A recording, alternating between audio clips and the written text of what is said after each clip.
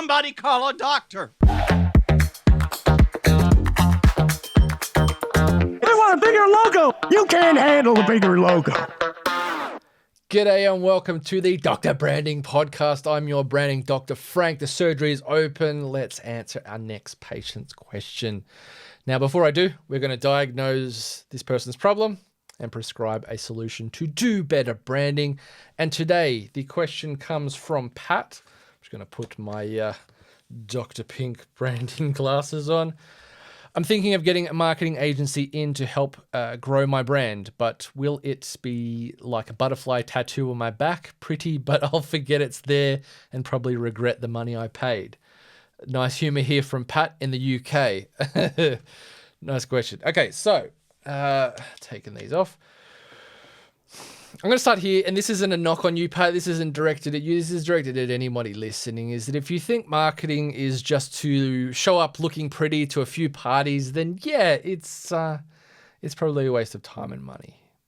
But I think you could safely say, in terms of a diagnosis here, that this is another case of marketing malaise, this, indecisiveness of when, where, how much, should we, shouldn't we invest in our marketing and branding?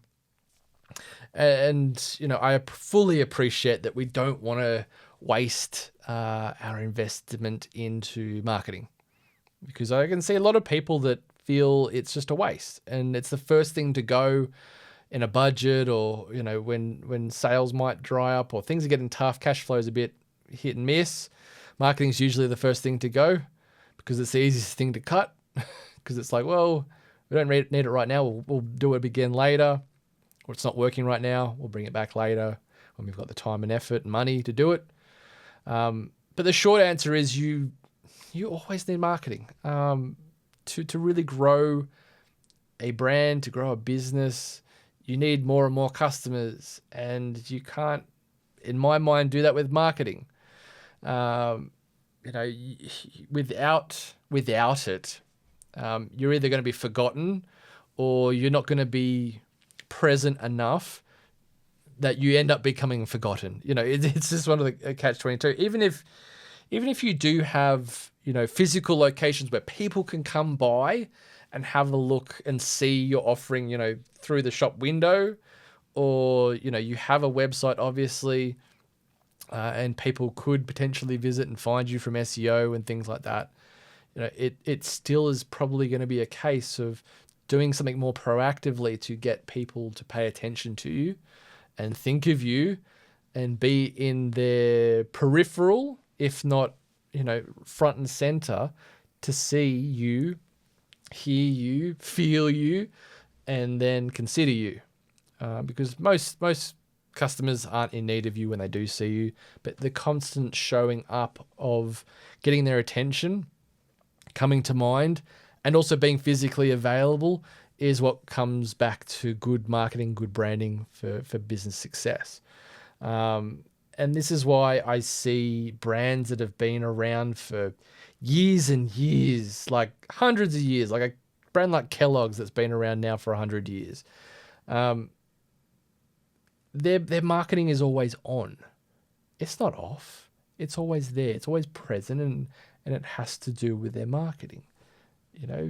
If it's on the shelf, if it's in an ad, if it's word of mouth, if it's in the cupboard with packaging that stands out, all these things. Because I think before you get skeptical on me, because I'm in this land, this is what I do, brand, bit of marketing too, is that marketing really isn't just promotion. And I think this is very much the feeling that most people would have, the perception that people have of branding and marketing, is it's just to promote my brand. It's to put the message out there and just keep shouting it, and people will listen and then they'll come. It's a little bit more than that. We've got to come back full circle to very, very much understand it. And I appreciate if you're not across what marketing can be and the value that it can serve for your business. Because, I can always appreciate where it's like, well, it's not going to cost me if I stop it. It's if it stop it, then whatever. But it really could. If a client isn't aware of you and isn't thinking of you, then that might cost you something. Whereas if you were still present, then maybe you would have had that business. You're never going to know, obviously. But we've got to think of marketing, though. Come back to, and I've said this in an episode already, the 4 P's of marketing: product, price, placement, and promotion. Yes, promotion's still in there, yeah. But most agencies, if you're looking for an agency here, Pat, be it branding, marketing focused, is mostly focused on digital marketing, social media content, online ads, blogs, newsletters, that kind of stuff. It takes no consideration for outdoor advertising, packaging, what your brand identity looks, feels, sounds like, what the kind of essence of what impression we want to leave and how we can position the brand. It's not considering your price and what someone's willing to pay, and at the end of the day, how much profit that you can have to invest more marketing dollars to help promote your brand, to help place it in new stores, to distribute it further, to get in front of more consumers, or create even more products to increase your shelf presence, or to meet new customer needs, different customers, all those things with different products that meet different customer needs or use cases. These are a lot of different considerations that we need to take with marketing, with our brand, to be more than just putting the message out there and hoping someone listens and then they buy it. Okay, so we've got to think a little bit broader. So to diagnose the problem, to help understand the marketing malaise, is that we need to focus on looking at this a little bit a little bit broader for the fundamentals of understanding your business. Who this is for, so who's your customer, who you could, in terms of segmentation, all the different types of customers. Who are you then going to target? Because you're probably only going to have a certain amount of capacity to be able to target certain target markets, especially if you're a smaller business. We want to go after a certain most viable customer. Let's say if you're a real estate agent, we want to go after the clients that have the biggest house that I could create the best commission from. Place our agencies in those places that are most viable for us to get the most business. It might be in a regional town where you can move into and command, a market leading share. These considerations really come back to how you can then position your brand as well. Because there's a lot of other different things I guess we can really touch on here. So if you are I should say it comes back to your context. That's what I'm talking about here. That's the point of where I'm getting to. The context of what situation you're in, Pat. Because I guess the question that you've asked me here is, is it worth it? Am I going to regret going with a marketing agency? But it really depends on where you're at. So the context of when and where marketing is really needed depends on what problem and situation that you're in. So let's say, Pat, you're in a one-person business, and having an external marketing agency, if it's a one-person band, kind of like me, getting that help in, if you're a startup, the cash flow's tight, might be a bit too early for you. And you really need to just focus on sales, getting, in front of people, door knocking, cold calling, all that kind of stuff to get those first few customers or clients in, depending on what type of business you run.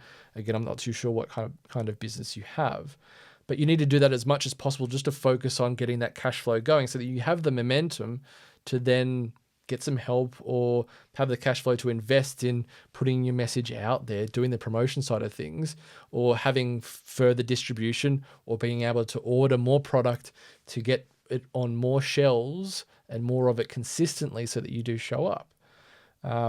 But there's going to be a point, most likely, if you're going to be doing this all yourself, that you need help. And it might not be a marketing person, it might be a logistics kind of person that can help you get out there, or a sales agent or product manager, something like that can really manage those kinds of things.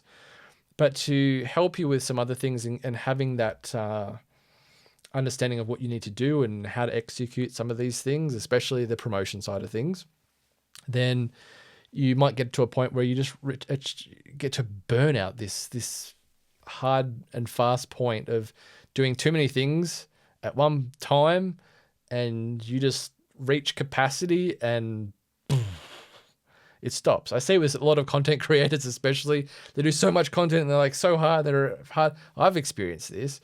And then you just burn out while trying to run a business at the same time. You've got your family life as well. You've got other commitments going on in life. It's just too much. And you don't have the time to focus on this side of things in your business, of how your brand is marketed. Now, if that's the case, then that's where the point of where you might need some help, yeah? But if you're in a different case where business is going well, you've got maybe a team, cash flow is going all right, and you're at a point of growth where you need more business because you've got more mouths to feed in terms of your team, and rolling on consistently the same trajectory probably isn't going to help you. And you need to grow that little bit more to be able to invest more as things cost more and all the rest of it. All your overheads go up and it just can't stay the same. Yeah. So we need to potentially get some help in here. It's probably a point of change that's making you or forcing your hand, let's say.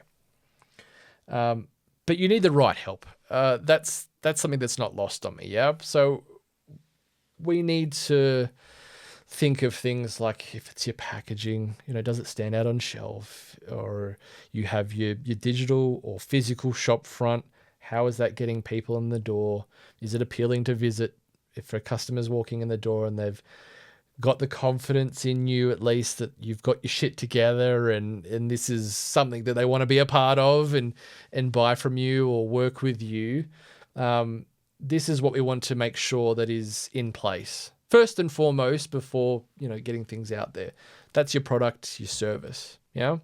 And that's something that a good marketer can help you with, to make sure that there's an effective experience that is being had in your business. And that might be something that also requires your input. Obviously, it's going to need to at some point here, but you can be in as much of this process as you want to be, and probably should be, especially if you're going to be the face of the business most of the time, the person that people that do engage with you first, maybe when they walk in the door of the shop or in the first, lead gen call that you have with somebody. We want to make sure that you're part of this and your team is part of that, to make sure the experience is sound and everybody's on the same page. Now, the treatment, I guess, I'm going to prescribe for, any business here is, for any business that's trying to grow to that, I guess, that next level. When you're at a pivot point of going, okay, well, is my price right? Can it be more? Can it be less? How can I improve the value so that price elasticity can really be something my customers are okay with? This incremental price increases in your services, or your products might need to be smaller for the same amount. That shrinkification thing that you see a lot of FMCG kind of brands happen. All these kind of things that we need to consider that affects how you position your brand, how you then promote it, where you put it on certain shelves to make it most viable, or which kind of target markets you're wanting to attract that are most viable for you to create an effective identity, a great message, a great look and feel that makes somebody attracted to you and can connect with you. It can influence the culture you have within your team to produce a great experience. What else? We've got product, we've got price, we've got a better product. That's another one. We could expand our product range to create more value to new audiences, to new customers, to new clients, to fit different needs in different locations potentially, or for different category entry points of when somebody thinks of you, when they need you. We can market the same product a few different ways for a few different times of the year, or for different use cases. All these things can be considered, not just what social media post do we need to put up on a Tuesday? It can be way more than that. And it probably should be way more than that if you're paying an agency to really help grow your brand.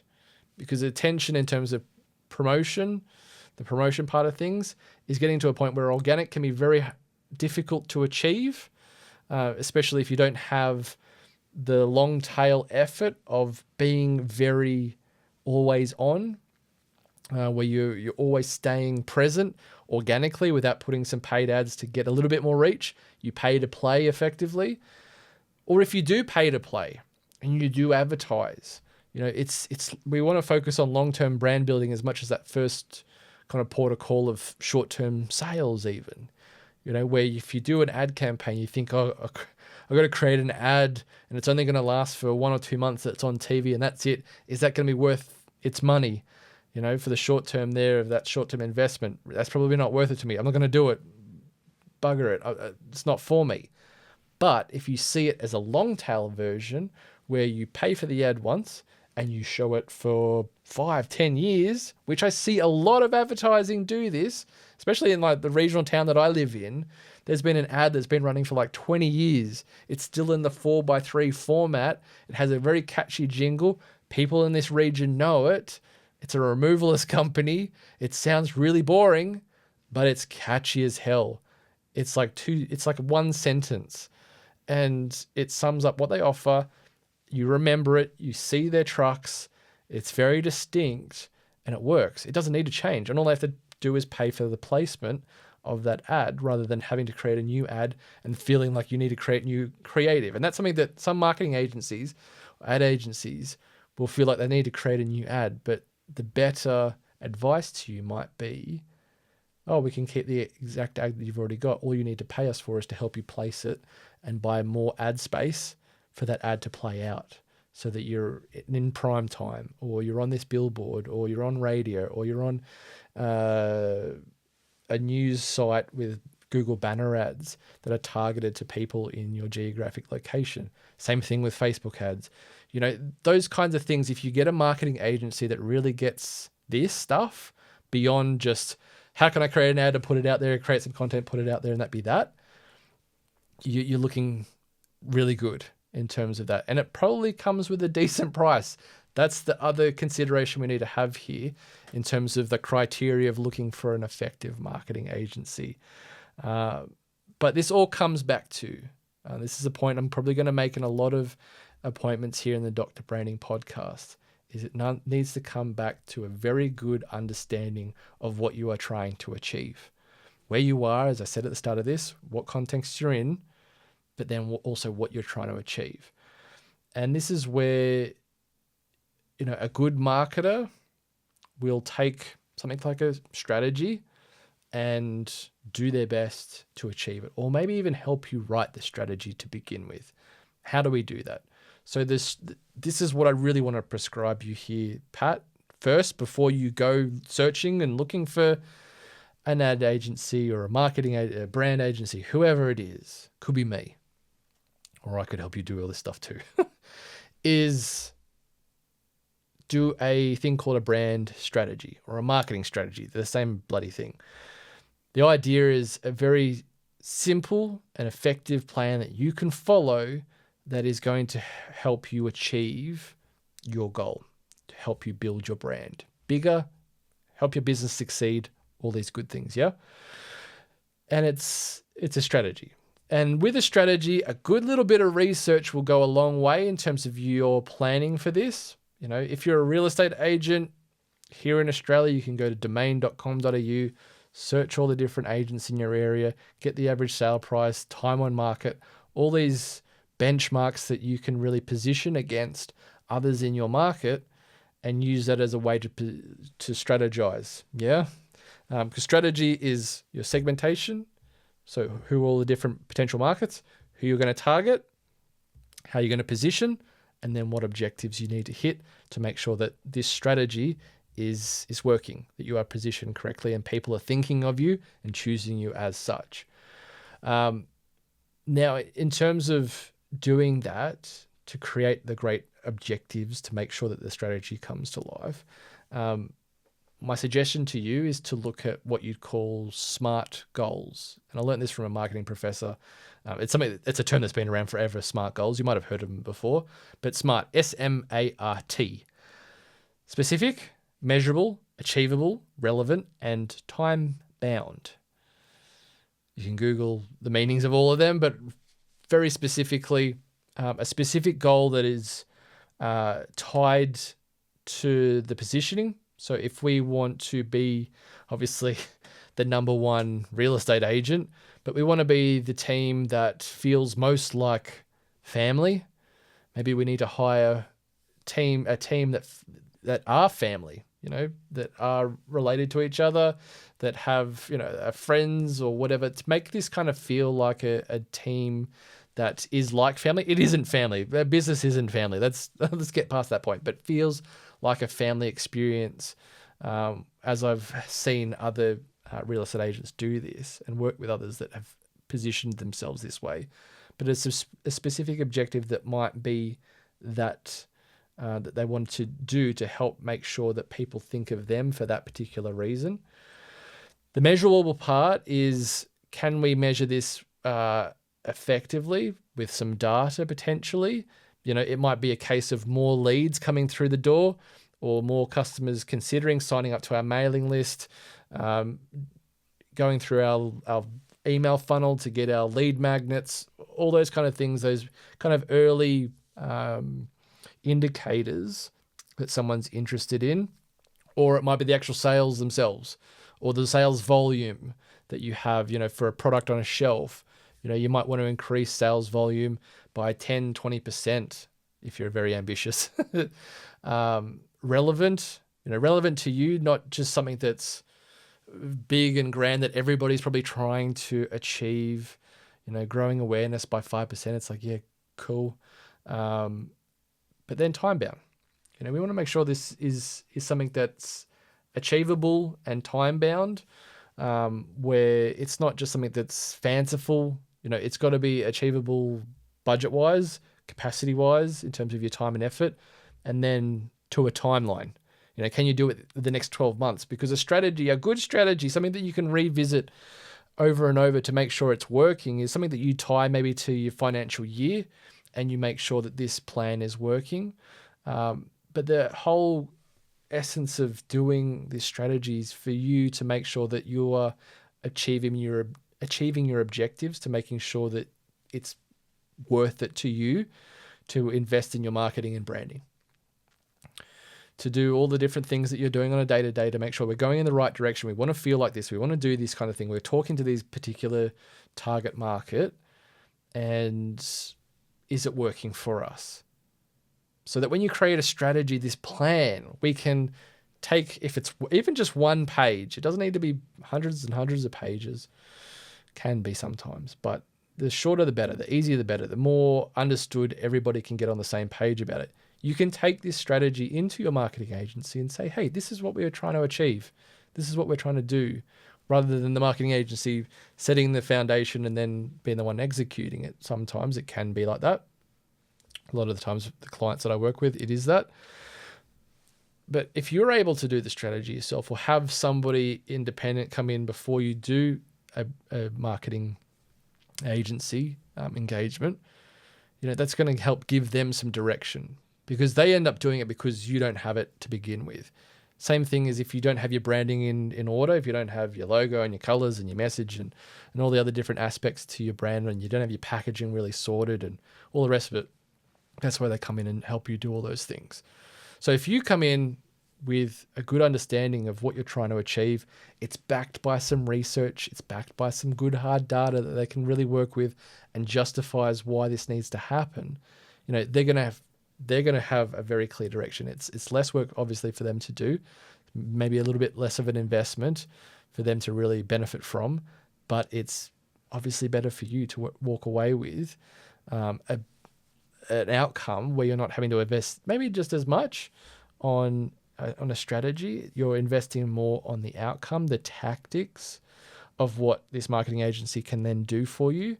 And you dictate what the strategy is, and they are there to help you execute it.